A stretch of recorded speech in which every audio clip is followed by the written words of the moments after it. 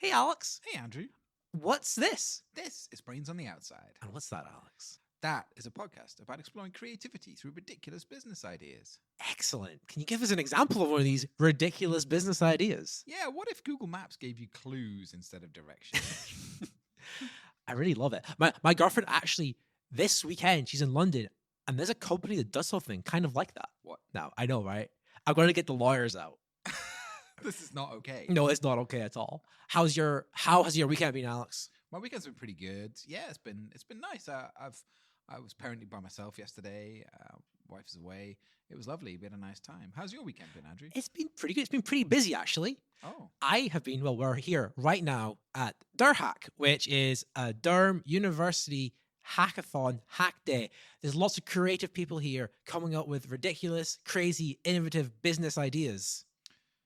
That sounds right up our street. That sounds exactly up our street. I think maybe we could go and meet some of these people I think that's a great idea. and see what they've been up to.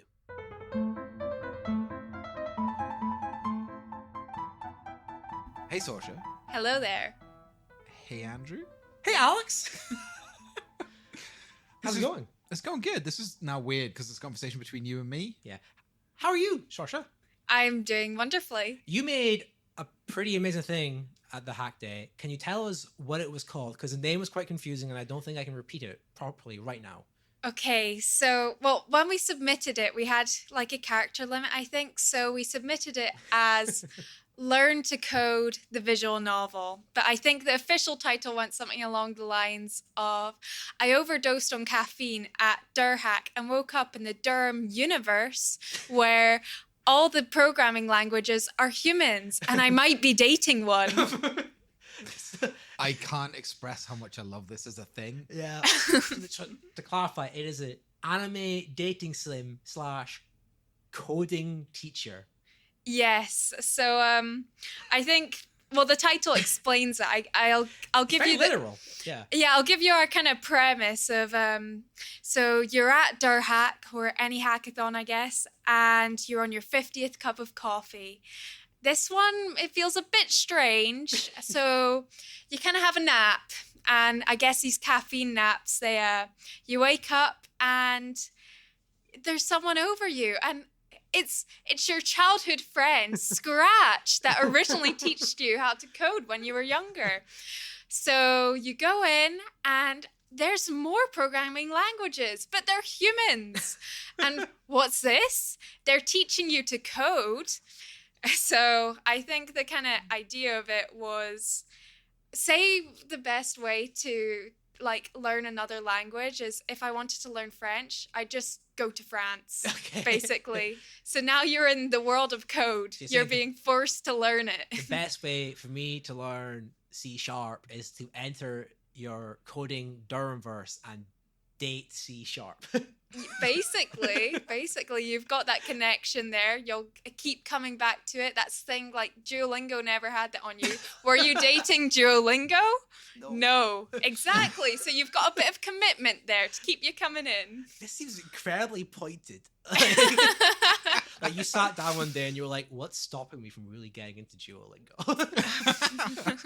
I have to give credit to my teammate who was really enthusiastic about this idea. So her name's Elodie. I had to put that in there. I just need to name drop that so she can put that she is the creator of this idea.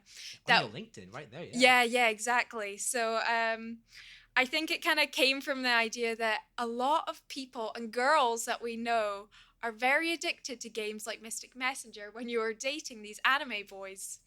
Yeah. So we saw the demographic is there, and we need to implement some education in there. We know from like games like Doki Doki Literature Club, that there is the possibility of teaching you English and poetry. They never quite went there, but I think we went full throttle. Yes. And we are teaching you in a fun way. So I have played quite a lot of Persona 5, and there's an element of that which is going to school, but I never felt like I actually learned anything there. Yes, I have also played that game, and I just Googled all the answers, unfortunately. So I think with this, hopefully we'll do a bit more hand holding, with your literally and, and metaphorically, where we're going to slowly teach you through. We didn't for our hackathon, we had just a small demo level. It was a bit clunky, but we managed to get it so it can teach you variables so far in either Python or JavaScript. It depends if you want to date the boy or date the girl, but we've got the options. Andrew, you didn't know any JavaScript before you played the demo. Do you feel like you know some JavaScript now? Ridiculously, literally the only line of JavaScript I learned via this game. That's 100% success rate. Yeah, exactly. Oh my goodness. Yeah. Right, that's going in the stats. That's in the marketing already. Yeah, the quote in the advert can be from me if you want. Oh, perfect. I'm already writing it down. You were speaking with such confidence about this, as someone who is certain that this is the product you're going to make. But when earlier on, about 10 minutes before we were recording, you said that you weren't going to do this. Yes. So we originally came in and we went on our emails and saw the the sponsors and everything, and we were seeing, what prizes there are out there. And we thought, okay, we need to be serious about this. We had a joke, we're coming into this. That was, we had a giggle. We'll come in, we'll do something, we'll have it on our CV, and we'll have learned some data analyst stuff, because none of us know how to code properly. We will have something to come out of this with. And yeah, so we came in and word had already somehow spread, because we came up with the idea originally in a lecture. Okay. And so what we decided to do is start drawing the characters. And what we didn't realize is we were at the front of the lecture. So everyone behind us could see the prototype sketches of our characters. And yeah, so apparently some of our practical teacher people, our demonstrators, had heard about it.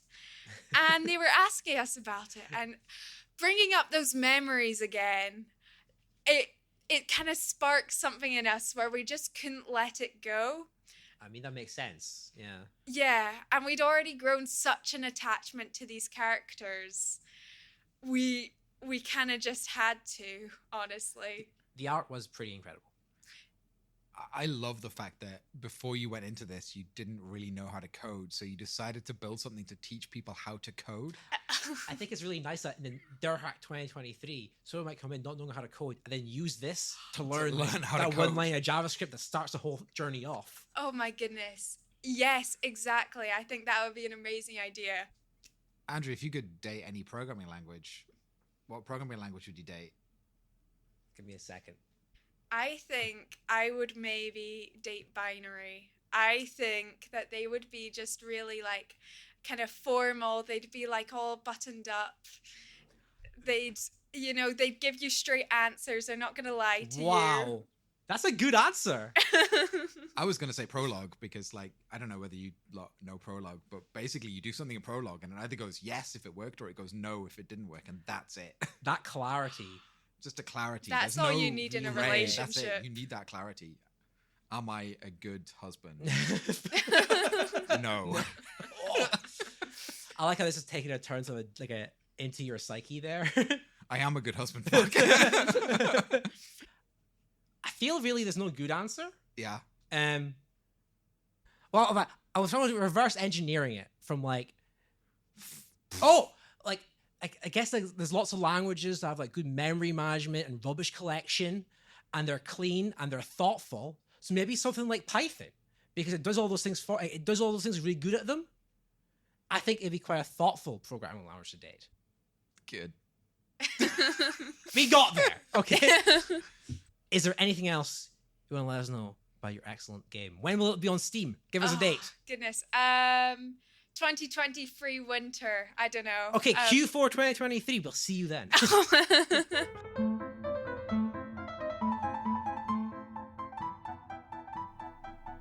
So we're joined by Justin and Charlie. Hello. Hello. Hello. So can you tell us about your creative, wonderful, ridiculous business idea? So we're making a new social media called Pulsify, and the concept is that if your post doesn't get enough likes, after a period of time, it will just delete itself. Okay. So the more likes you get, the longer it lives, basically. So like you start off like 10 minutes and it slowly ticks down, and if I'm not getting enough retweets, it's going to disappear. Yes. So you start off with 10 minutes, and then each like you get adds another 2 minutes to it. Oh, that's and more than I was expecting. once the timer runs out, it disappears. I was expecting like seconds. Very generous. Haven't got enough users for that, unfortunately. With time, we might have to decrease it. Yep. That feels like you don't need that many likes to reach the end of the universe and then have your thing there forever, right? I mean, 30 likes for an hour. Actually, well, because we don't really. I think it'll scale with time. We'll do that. I mean, even the biggest social medias, you don't get that huge magnitudes of likes. A couple thousand will only be like months. That's true. Is there going to be a leaderboard? Yes, we've got leaderboards for the longest living pulses, so you can see like which has been the most popular ever. But unfortunately, when they die, they're gone forever. You said you said that like the longest living pulses. So it's like Twitter has tweets. You have pulses. Yes. Can I downvote a pulse? You can, and I'll take off 1 minute. So we're letting like have more power than dislike. I think you've really thought this through. How are you going to stop really bad takes from lasting forever? Well, that's the point of the dislike system. If so many people on the Pulsify don't like it, if everyone dislikes, it can disappear quicker, of course. So it's a democratic system to decide what pulses should exist. I think you're putting a lot of faith in democracy there as well, though, right? We probably are, and we probably shouldn't, but that's just how it works, apparently. I have one final question. This is fantastic. Democratic, public square, fantastic social media idea. How are you going to monetize it? Is it going to be ads, or is it pure free for the people? There will probably be ads, but we will have to figure out a way how to monetize it because, well, we don't have any data on people since they're getting deleted instantly. That's a good point. But you could do the same thing for advertisers, right? Where they can pay to have their ad up for longer. Otherwise, it gets deleted. And if people downvote it, then it disappears off there. Like you downvote Coca-Cola, you downvote Nestle, boom, no more ads. idea. That actually might be a good idea. But we like money, so. Do you have any final information to tell us about Pulsify? Well, apparently Charlie got the idea for it. It came in a dream. Yeah, it ended up as a nightmare for the rest of the team.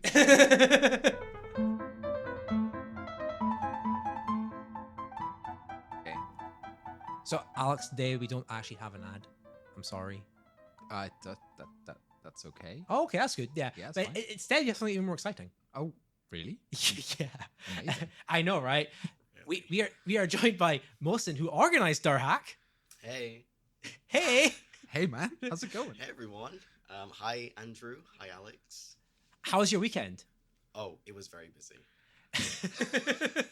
That feels like an understatement. From our perspective, it ran genuinely perfectly. It was super smooth. Like I turned up on Sunday morning and was like, holy shit, people are doing amazing things. At the start of the show, me and Alex tried to describe Durhack, and I think we did a great job, personally. I mean, I think we nailed it. But can you sum it up in 30 seconds or less? Okay, so Durhack is a hackathon Nice. at Durham University. Classic. And basically, we give people a very broad theme to build a project around. We keep that theme very broad because we want to encourage creativity. Mhm. We've also got like many sponsors, and they provide challenges as well. So people have a lot of choice about what kind of projects, what kind of things they want to make. And so, unlike a lot of other hackathons that may choose very like narrow project paths and stuff like that, we get such a wide range of cool and interesting projects. I mean, we had like someone who augmented a banana to show stock prices. I don't know how they did that. You should just come along and they got a scalpel and they're just working on the little banana wiring. I was like, what are you doing? And then a visual novel where you can date programming languages, which is quite exciting. But yeah, like we get that, plus we also get a lot more like realistically grounded projects as well. And both of those kind of projects are just really cool. Yeah. Have you ever done a hack day? And if you did, what did you make? I went to Hack the Midlands very recently, actually, like 2 weeks ago. We didn't. I'm not so experienced with coding myself, but we ended up making a little like app for well-being. Amazing. You could list all your what things you're worried about, and you could also look at colors to make you feel a bit happier. That would be a long list of things that I'm worried about at the moment. Yeah. Maybe not. Did it show you colors associated with the things that you were worried about?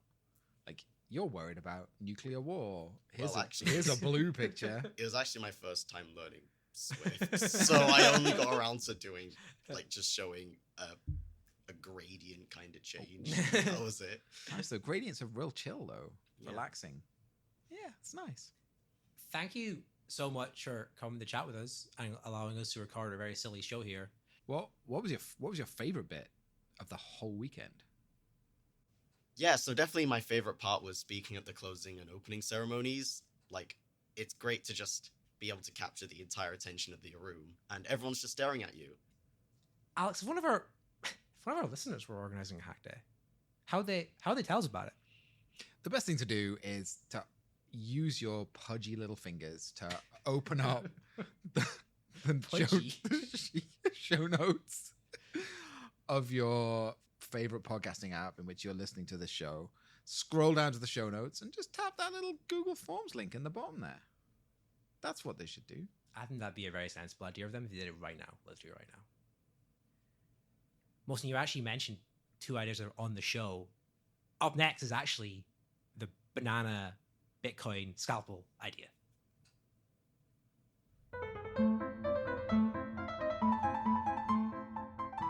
Hello, Amron. Hello, Ori. Hello. Hello. Can you tell us about Fortune Fruit, your incredible invention? Yeah, absolutely. So this is our invention for Durhack 2022.2. It predicts the stock market on cryptocurrencies, and it's in a banana. So, just so everyone's clear, when he says in a banana, this isn't some coding framework. It's literally physically inside the piece of fruit of banana. This is a banana. We've ripped the guts out of a banana and replaced it with circuitry. It really is a very Surgically. simple concept. Just Surgical process. yeah. Why have you done that? That's a very complicated question to answer, but I think we've been asking ourselves that quite a lot over the last 24 hours. it was suggested we put circuitry inside an orange 24 hours ago, and that evolved, and now we're in a banana. It's a much easier medium to use than an orange. That is actually so. What makes a banana a better medium to work in for a Raspberry Pi project rather than an orange? Well, oranges, I tried doing oranges actually, and there's way too much juice.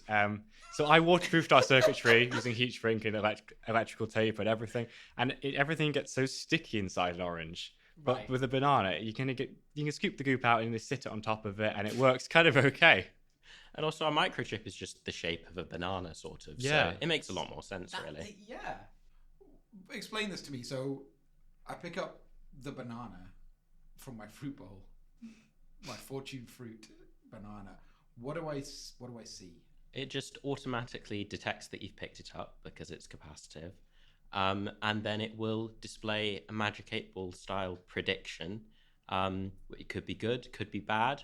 And then all you have to do is merely throw it in the air and catch it, at which point it will reveal a graph of the lovely, lovely stock markets. It does. I got a chance.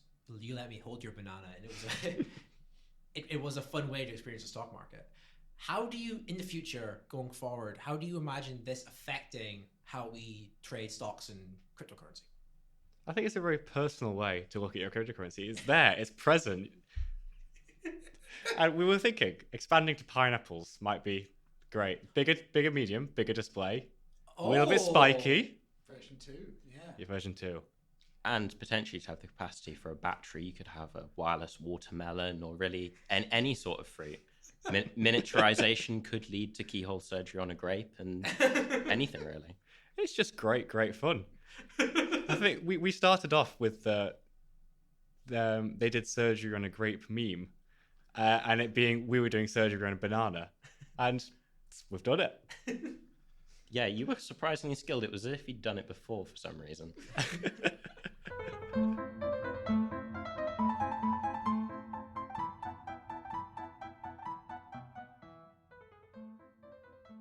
Hey, Gabby.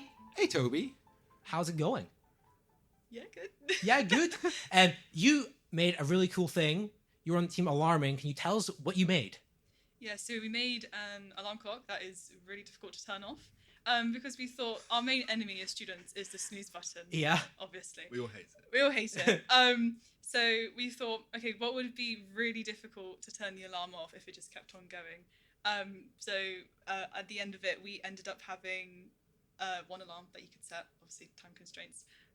And we had input the word of today, and you'd have the countdown loop continuously running as you as you did.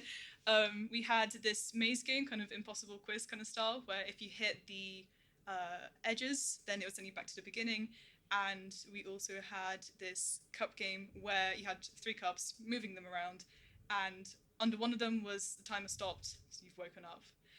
Or under the other was increasing time, and the other one was increase in decibels as well. That does sound incredibly annoying, actually. That's awful. I think That's just joint reaction. when testing it, the Wordle one was fine. We could actually do that. Well, hold on. We tried the Wordle one. Okay, it's stressed you out a lot, it seems. The Wordle itself was okay, but it was when we realized you had to type in the answer backwards. The level palindrome. Yeah. Yeah, you had to put it in backwards, and the cursor stayed at the beginning. That was quite frustrating. But how was the reaction? Were people genuinely annoyed by it?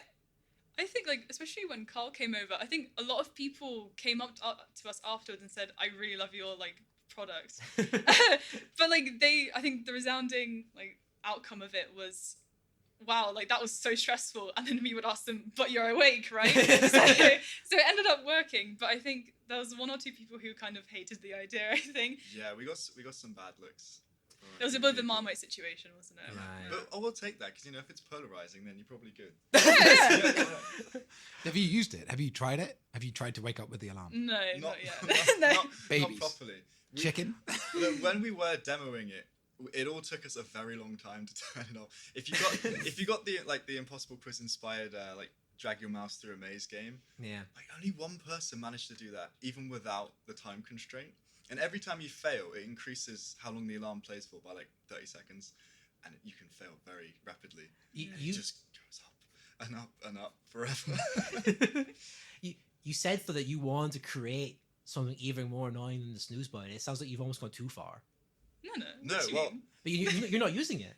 So I think the main issue with that is because you need to have like the laptop open or whatever open. Okay. But we were because you have a Steam Deck, and you're thinking, okay, what if we have like a Steam Deck? Like, Yeah. do it because So like we that could missed- just turn on. we missed Obviously, the time timing for constraints this, as well. but because we use Godot and the Steam Deck runs Godot, we just What's Godot? Oh, sorry, of course. So it is it's a game engine which you can use to make games, which is pretty helpful for a hackathon. We were thinking about like basically we all 3 of us, well 4 of us I suppose, we had Rachel on our team. She's a geographer, so she didn't really help in much of coding, but she did like the research, and that was quite helpful. Yeah, to we be might fair. be the first hackathon team to ever have a bibliography.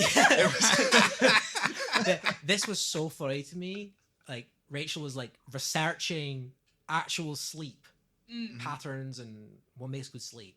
Did that factor into any of your design decisions? So I think it factored into where we would go in future, because we discovered that the only way we could universally make everyone wake up from our alarm is if it invoked a strong emotional reaction, as in it was really embarrassing for everyone. But we couldn't think of an embarrassing song we could actually play that would be suitable for the hackathon. Within the code of conduct. Exactly. So we just stuck with anxiety inducing. Okay. We were kind of thinking because that's so much nicer. That's a strong feeling. Just how you want to wake up. Exactly. But at least you did wake up and you didn't press the snooze button and go back to That's sleep. our philosophy. So that's all we wanted, yeah. Alex, if you had to add something to the snooze button on this, another thing that'd be annoying to wake you up, what would it be? 500-piece jigsaw. We were thinking of Oh, puzzles really actually. annoying, Yeah, we were yeah. thinking That of would be awful. puzzles. I know one that I would have been a big fan of is that it just pops up a number, which is just 0. It doesn't tell you how to increase it, and it just says get it to 5,000. Like, and if you, that's when the alarm turns off. Kind of like Taskmaster, right? Or like some sort of loopholes that we could do. Or we were also thinking of, I don't know, if you really want to be super cruel, you could do generate a random function on latex and then have the user solve it. I mean, yeah, brain dead. That would be cruel. Yeah. That would just send you straight back to sleep, though. Oh no, because you had the countdown, like, or like whatever. It would ringtone. keep coming It would out, keep on. yeah. You wouldn't fall back asleep. I feel like you have to balance that with the anxiety and the brain engagement, but also the like if the relief of having finished it at the end is so great Yeah. that the adrenaline just drains out of you, you instantly pass out.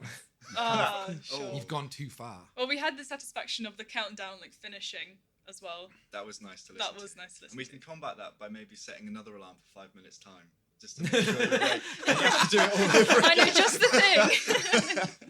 Just to check in on you. Yeah. That's pretty good. I like the idea of a physical thing that gets shot into the room that you have to find as well.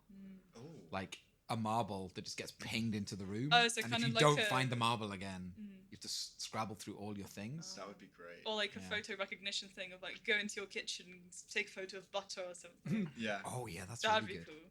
Yeah, but obviously photo recognition not very viable for 24 Yeah, at hours the time, unless that we would be- stole code, which not very Could've done. nice. Could have done, no. But...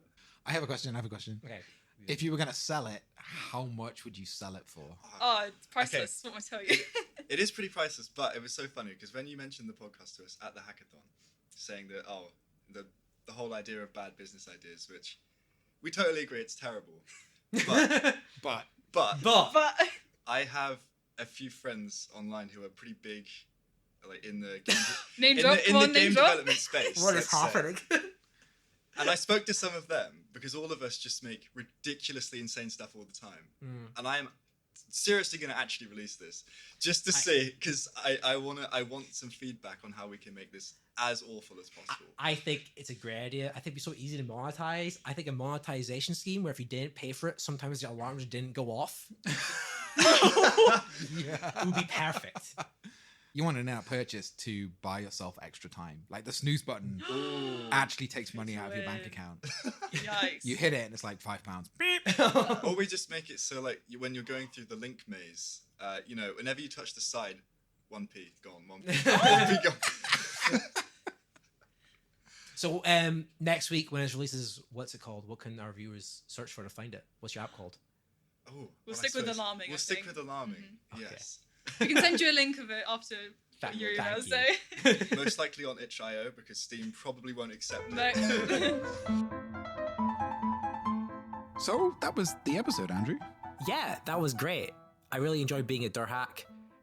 I find it very energizing and exciting being around so many creative and exciting ideas and people and projects. They have such young and full of ideas brains. Yeah, and I think we just kind of scratched the surface of the ideas that are here. There was lots of other teams that we haven't had the chance to talk to, people who are making other weird and wacky and wonderful ideas. There was a team that made a game about reducing energy usage. Oh yeah, that was at Kill Bills. Kill Bills. Yeah. It's good. I thought it was a super exciting and high energy event. There was lots of stuff going on. We saw lots of different things. It was great. It was really well organized. I think Most and his team did an amazing job of putting it all Yes, together. it was wonderful, I thought. Thank you, Wilson, for letting us record our silly show at your very well run event. I had our own private room and everything to record it, and it was mad. I felt like a very VIP person. It was great. So thanks to Mostin, thanks to the folks who came on the show, and thanks to Durhack for having us, just generally. And we'll be back next Monday. If between now and next Monday someone had an idea or a problem or a question that they want to talk to us about, what should they do? So what they should do, Andrew, is open the show notes for this wonderful podcast that we record. They should smack that button in there or that link in there that links to the Google form that they can then fill in with ideas, thoughts, questions, problems, feedback, anything they like, and they can send it off to us. And we'll almost certainly read it out or do something with it on the show. Oh, 100% it began read out as long as it wasn't racist or sexist or transphobic. Yeah. Or any of the other horrible things it could be, or from Elon Musk. Or from definitely not if Elon Musk. If Elon Musk listened to the show, we'd shut the whole thing down. Yeah, we would absolutely love it if you got in contact in any way at all. And in the meantime, keep your brain on the outside. Keep your brain on the outside.